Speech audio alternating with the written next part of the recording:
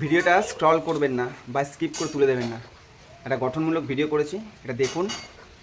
একটা অনেক কিছু জানানোর ব্যাপার আছে আপনাদেরকে, এটা দেখুন, বুঝুন, ঠেলে তুলে দেবেন না ভিডিওটা। আপনাদের সাথে একটা জিনিস শেয়ার করার ছিল।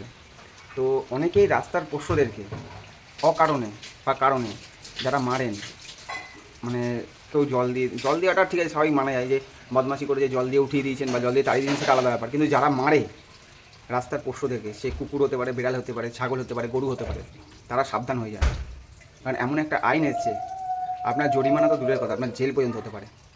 আপনাদের সঙ্গে এই ভিডিওটা আমি শেয়ার করছি, আপনারা দেখুন। আর যারা যারা এই নোংরা কাজগুলো করে, যারা পশুদেরকে মারে, তারা সাবধান হয়ে যান। তো দেখুন ভিডিওটা আমি দেখাচ্ছি আপনাদেরকে।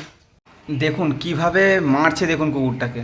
সম্ভবত কারোর বাড়িরই কুকুর বা ওনার বাড়িরও হতে পারে, বাঁধা আছে কুকুরটা।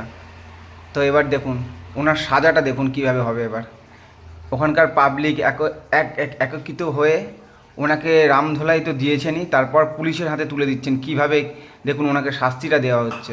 তো আমি সকলের কাছে এই বার্তা দিচ্ছি, আপনারা যাদের বাড়ির সামনে বা রাস্তাঘাটে যেখানে দেখবেন এইরকম পোষ্যদের উপরে অত্যাচার হচ্ছে, এনাদেরকে গঠনমূলক শাস্তি দেওয়ার জন্য প্রশাসনের দ্বারস্থ হন।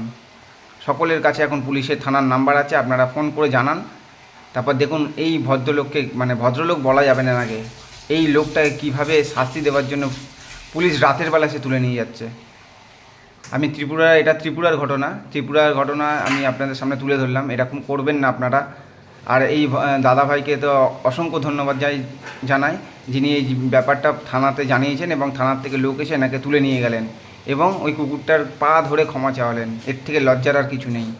এই দাদাভাইকে অসংখ্য ধন্যবাদ।